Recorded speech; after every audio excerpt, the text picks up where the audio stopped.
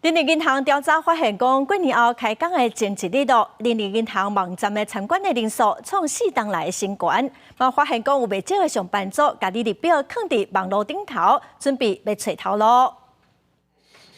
当靠上班无用几工，过年了后开工，真侪上班族嘛计划要换头路。根据人力银行的调查，过年后开工日的前一天，网站的浏览数是到250万人，创4档来新高。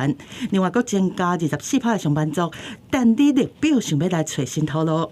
我也准备要转职，因为小孩教育的问题。调薪啊，最基本，然后福利啊。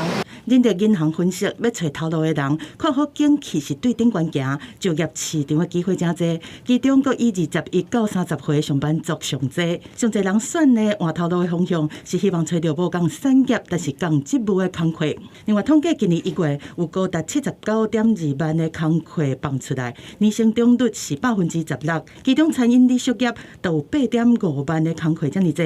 医疗、不动产等等加起来，拢总有16万的工课。餐饮旅宿业的部分大概就占了1半左右，急需补足他们的人力缺口。另外，根据统计，今年13间金矿暗算对外招募超过3.8个新人，上侪亲像国泰金、中信金各7500个工课，各有富邦金有6700个。除了传统的金融专业的人才，金矿业各加眼光放伫数位科技专业，亲像分段技术、软体工程这技术，要抢科技人才。金融产业本身对人力的需求相对的也提高很多。AI 跟金融方面的这种搭配这方面的人力需求缺。专家分析，伫 AI 的调流之下，国家金矿嘛拍拼要对，年后企业人才拢想要顶当，双方嘛是要斟酌评估，才会当达成长久的合作。